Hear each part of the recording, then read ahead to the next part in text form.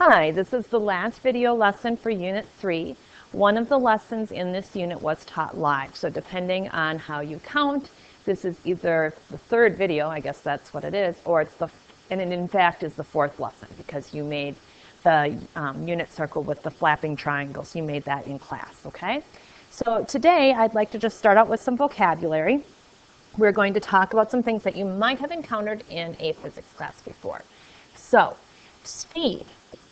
Okay, as a mathematical or a scientific concept, I would describe, just like you would when you're driving. Okay, this is something that would be measured in miles per hour. Okay, so I think that that's something where if you've ever been in a car, you kind of have a sense of what speed is, right? Your speedometer tells you how many miles per hour. It's distance per unit of time. Okay, distance per unit of time. Velocity is just like speed. But the reason it has a different word is that you indicate the direction using sign. So we'll write that, just like speed. But if it's positive versus if it's negative, indicates direction. Okay, so like going forward would be positive, going backward would be negative, or going up would be positive, going down would be negative, for instance, okay? And we could be more specific about this speed thing here. I guess I should write what I said out loud, which is that it is some distance that you've gone divided by the time it took you, so to speak, okay? Distance divided by time, it's a rate, okay? Linear velocity versus angular velocity. These are two things, this is basically what this lesson is about, are these two types of velocities. Linear velocity is going to be when you're looking at something that could be measured using a line. So I imagine a ruler. If I had a ruler, I could measure how many feet you walk forward or backward. And I could measure how many seconds that took you. Okay? So linear velocity is like going a straight distance divided by how much time it takes you. Okay? Other examples, just thinking about units, would be like miles per hour. Or if you've ever been in a boat, knots, for example, are nautical miles per hour. And so that would be another example of what we might call linear velocity. Angular velocity, in contrast, is how much you turn per unit of time. So it'd be something that would be spinning. If you've ever, been at, your parents' or grandparents' or whatever, older relatives' homes that have record players from back in the day, playing LPs. An LP is something that would spin in order for you to hear the music. Or if you think about bicycle tires, your tire spins or turns a certain amount per unit of time. So angular velocity is how much you turn per unit of time. My classic situation or scenario for trying to keep these two straight is to think about bicycling. Okay, so I cannot draw a bicycle for the life of me, but that's what I'm trying to draw. Okay, so here is your bike. Okay, here is your bike, let's say, and you are moving forward as you ride your bike. But the wheels are also spinning actually they're spinning this way. The wheels are also turning as you ride your bike. So the speed at which the wheels are turning, that's angular velocity. The speed at which you're going forward, that is your linear velocity. Okay, so a given situation could have both types of velocity. I think that biking example helps us to keep things straight because most of you, if not all of you, have ridden a bike before. Okay, so these problems that are coming up actually all utilize these formulas that are here.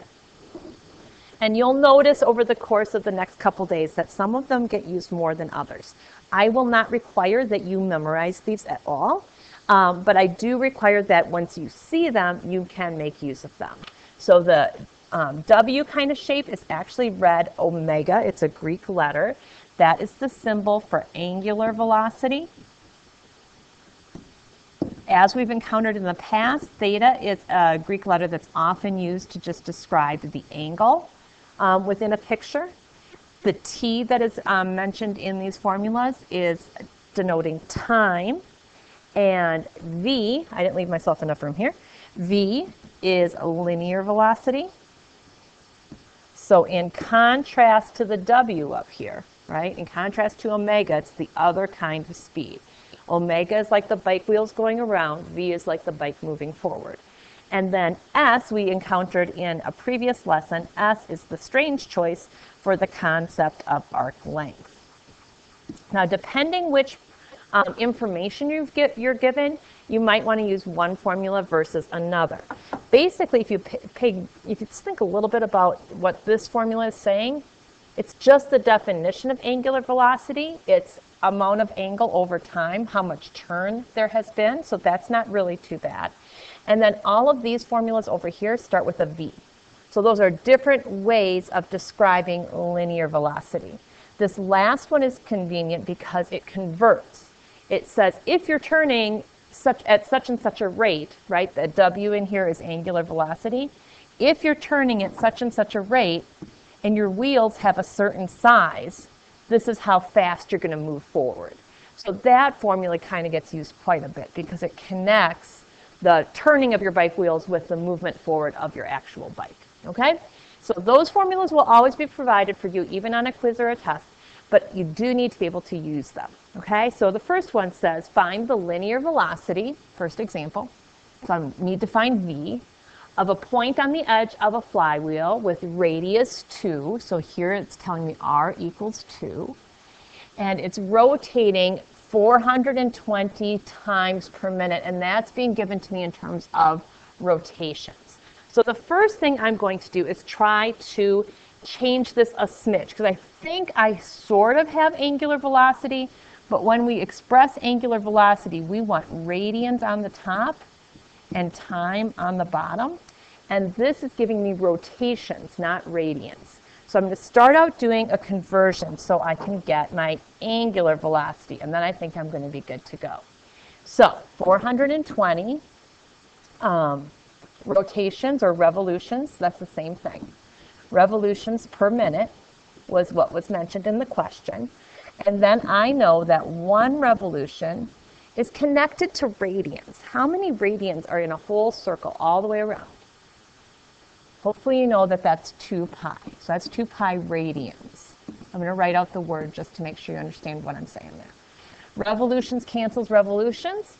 And now I'm going to get radians per minute. And that, my friends, is going to be my omega, or my angular velocity value, because angular velocity is radians over time.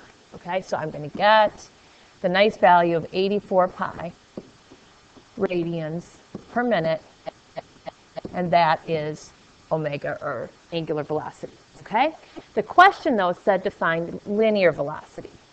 I want linear velocity. I just found omega. The question mentioned the radius, so I think that will be my ticket, this last formula here. So I'm going to write that down. Velocity equals radius times angular velocity.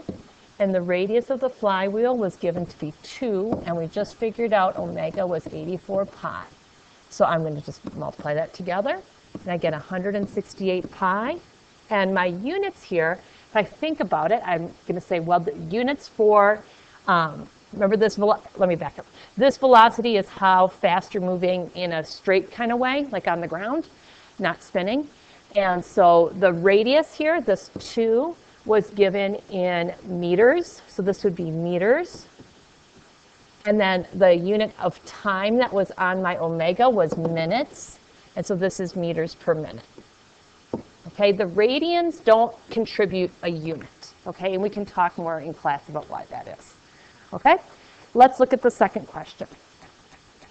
The second question says we're looking at a lacrosse player. And the lacrosse player is going to swing his stick kind of through the air using his, like the idea that if you just spun that stick around, it would make a circle. Okay, so it's like an arc. A lacrosse player swings his stick of radius 1.6 meters at an angular velocity of 345 degrees per second. What is the linear velocity? Now, in this case, I'm going to choose to use this guy just because of the sorts of information that I am given. So let's write that down.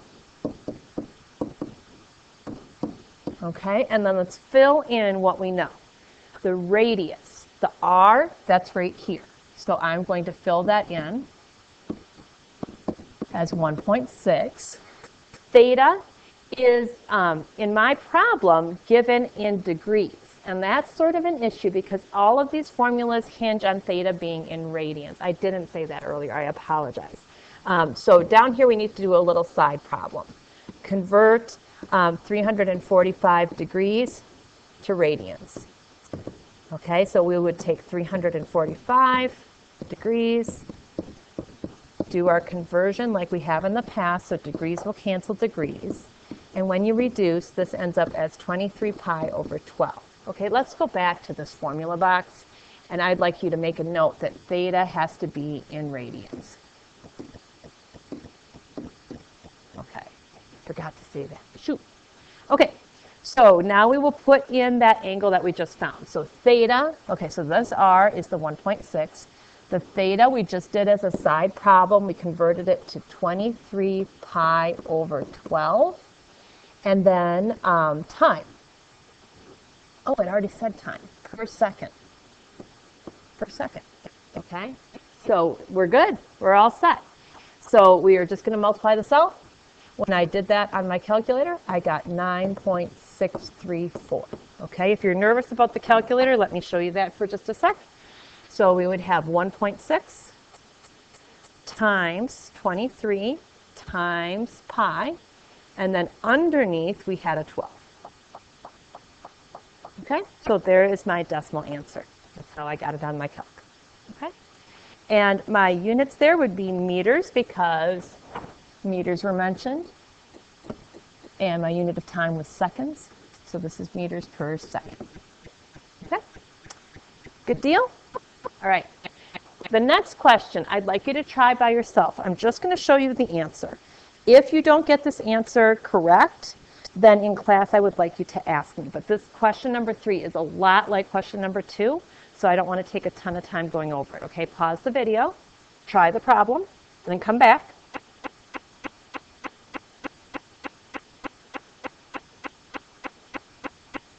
Okay, I hope you're back.